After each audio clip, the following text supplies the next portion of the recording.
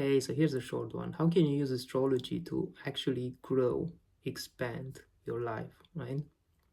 So I feel like first and foremost, we need to reframe from viewing it as something deterministic, descriptive, that tells you who you are, who you can be, like how you function, all of these things, into evolutionary, that takes every placement in that chart of yours and asks you, it's like, how can you leverage this for your growth, for your expansion? How can you work with it? If that archetype actually works for you, how can you use it, right? To be better, to show up better in your relationships, to be of service, to grow your business, to make more money, right? If that is a skill that you have, a gift, how can you leverage that gift? And that's the same with the transits too. Like planets are moving every day, week, month, year, and activate certain parts in your chart, which is basically the map of your psyche.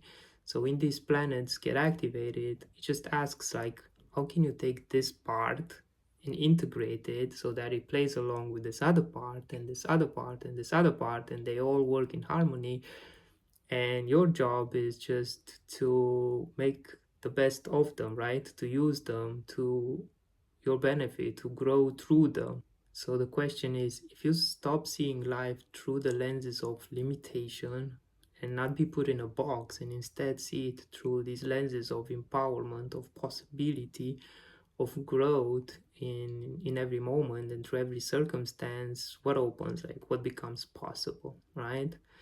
And then obviously there's the other side of astrology that helps us become aware of the seasons of our life and how um yeah, how we're called to navigate, and what awaits us at each rite of passage, at each threshold, and that helps a lot to be able to move in flow with your energy, and then to stop like hustling, pushing, and instead just, yeah, working in harmony.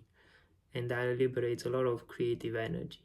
So yeah, I guess these are like two ways in which I see astrology as a tool for self-development. So yeah, much love.